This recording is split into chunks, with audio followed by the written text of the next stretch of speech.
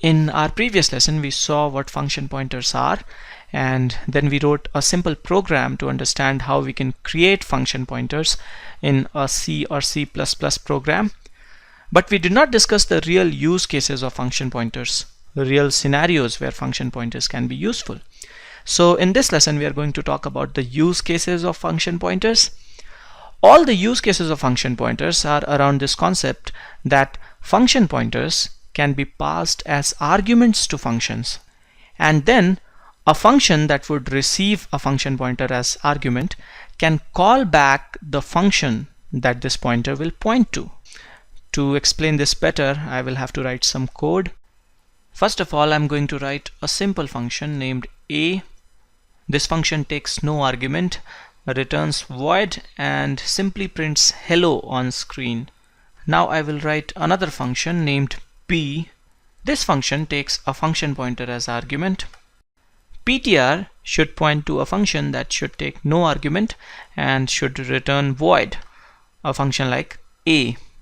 Now in b, I will simply use this function pointer ptr to call whatever function it's pointing to. Or in other words, I can say that I will call back the function passed to me or given to me through ptr. In the main function, I will declare a function pointer, and this function pointer should also point to a function that should take no argument and should return void. I will initialize this function pointer p with address of a, and now I will call this function b, passing it this function pointer p. Let's run this program and see what happens. Hello is getting printed on screen, so basically function a is getting executed. A is getting executed through this callback.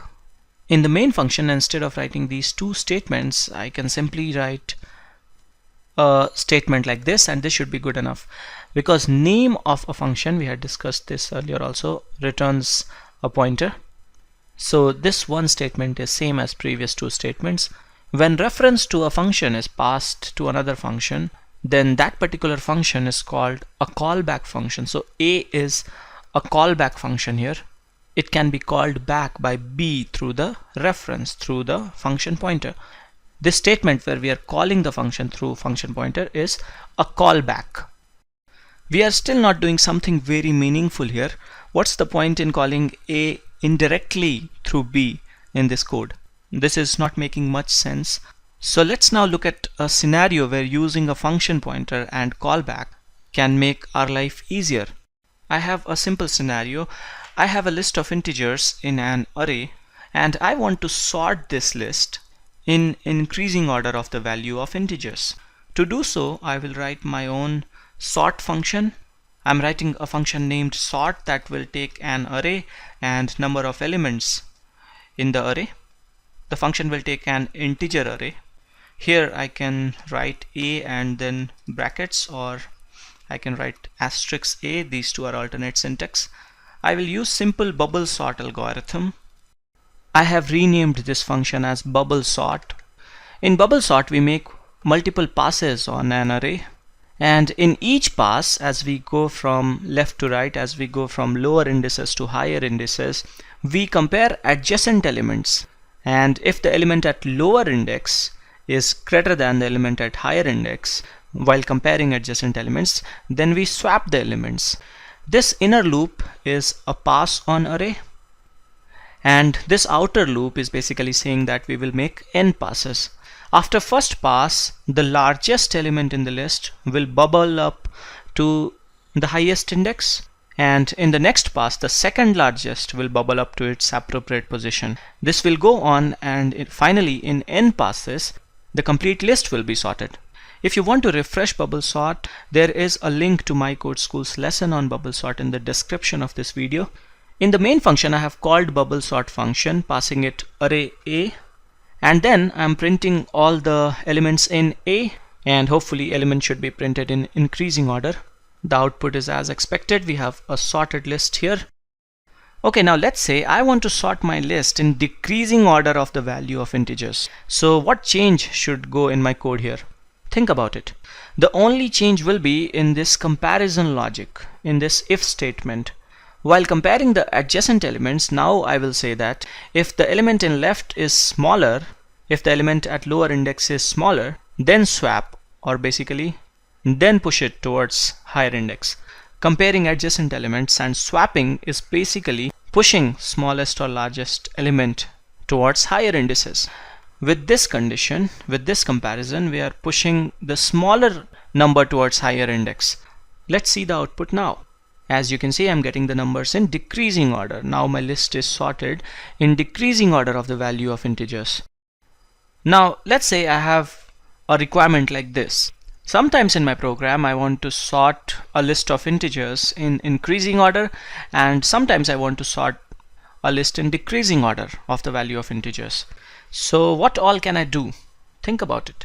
One thing that I can do is I can write two sort functions. The first sort function to sort in increasing order and another sort function to sort in decreasing order. But if we will do so, there will be a lot of duplicate code. The two functions will be same except just one character, this less than sign or greater than sign. Writing duplicate code has a lot of disadvantages. So can we do something better? Another thing that we can do is we can pass one more parameter to the sort function to say whether we want the list sorted in increasing order or decreasing order. We can have a flag. Let's say when flag is 1, we will sort in increasing order, and when flag is 0, we will sort in decreasing order. Using this approach, we can avoid writing a lot of duplicate code. What I'm going to do is I'm going to use a function pointer. Sorting of a list is always done on basis of some ranking mechanism. So based on some property, we should be able to compare elements and say that this should come first and this should come later. The core logic in sorting will always be the same. Only the ranking mechanism or comparison logic will change. What I'm going to do is I'm going to decide which element is greater in rank and which element is lesser through a function. Basically, I will perform this comparison through a function. My function will take a function pointer as argument. My sort function will take function pointer as argument. The callback function, or the function that this pointer should point to, must take two integers as argument. It should compare the two integers, and then it should return back an integer.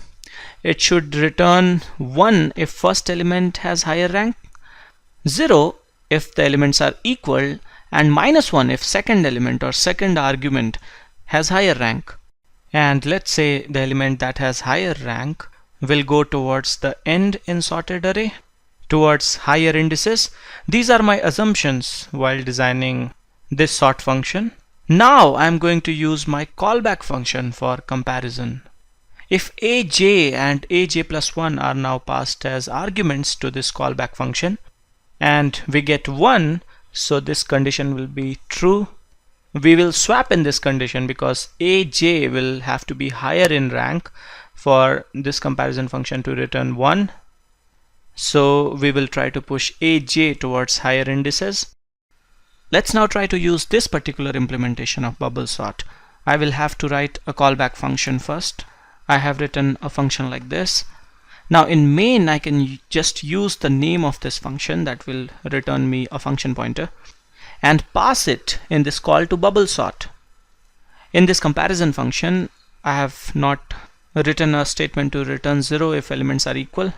Equality doesn't matter in the logic, so for equality also I will return -1. Let's first run this program and see the output. This is what I'm getting. The numbers are sorted in increasing order. Now I will change the comparison logic a bit. I will return -1 if A is greater than B. So basically I have changed the ranking mechanism. The element with lower value is now ranked higher and will go towards the end of the array.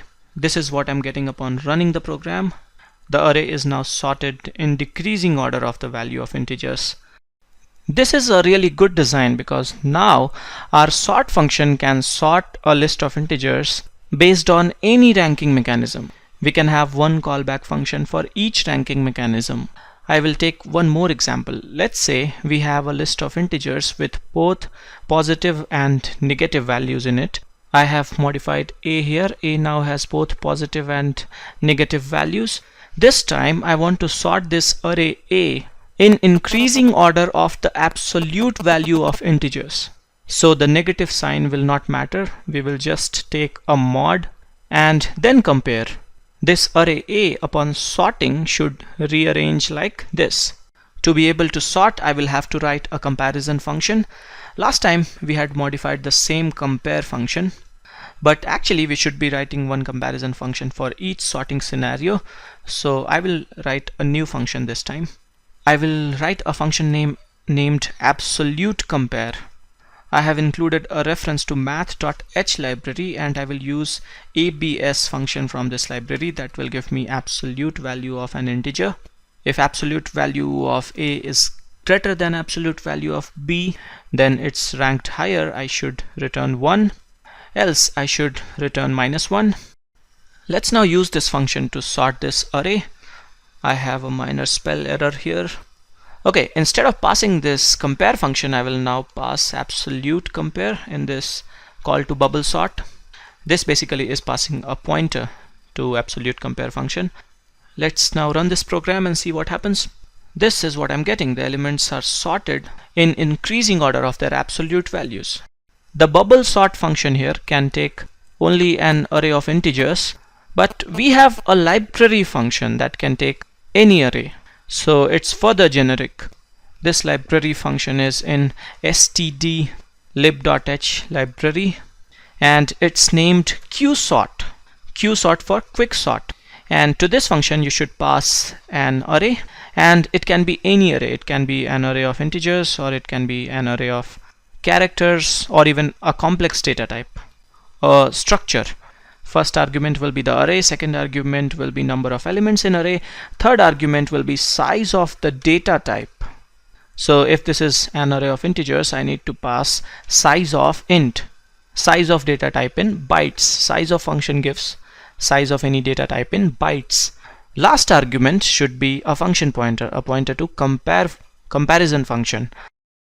Signature of the comparison function should be like this. It should take two constant void pointers as argument and return an integer. Why void pointers? Void pointers are generic pointers. We can typecast them to a pointer of any data type. This is the specification of qsort function. It should be passed a pointer to such a function, so it will be able to call it back. Let's write the comparison function. You can think of this as a reference of first element passed as a void pointer. To get the element, if it's a list of integers, I'll first have to typecast the void pointer to int pointer, and then I'll have to use the asterisk operator to dereference and get the value. We will do the same to get the value of second element. This function must return any positive integer if A is ranked higher, a negative integer if A is ranked lower, and 0 if both are ranked same. We can simply return A minus B and it will mean the same. If A is higher in value, A minus B will be positive, and I'm trying to create a simple comparison function here that would rank an integer with higher value as high. So basically this comparison function can be used to sort the array in increasing order of value of integers. So like I said, returning positive value means A is ranked higher, returning negative value means B is ranked higher. With this comparison function, if I would simply pass this to qsort, and after the call to qsort print the value in this array, this is what I will get. As you can see, the list is sorted in increasing order of the value of integers. If I will change this comparison function to return B minus A, so element with lesser value, integer with lesser value will be ranked higher. The list will be sorted in decreasing order of the value of integers. And if I will use absolute value of A minus absolute value of B, this is what I will get. Remember, in this comparison function, the two elements to be compared are being passed through reference. Their addresses are being passed through a pointer. The const keyword here means you cannot modify the address in this pointer variable. We are having to use void pointer because of generic design of qsort function. Remember, qsort can sort any array, not just an integer array. It's just that you will have to give the comparison logic. Okay, so we just discussed one of the use cases of function pointers. This whole idea of callback is used in a lot of interesting design scenarios. One more thing where this concept of callback makes our life easier is something called event handling.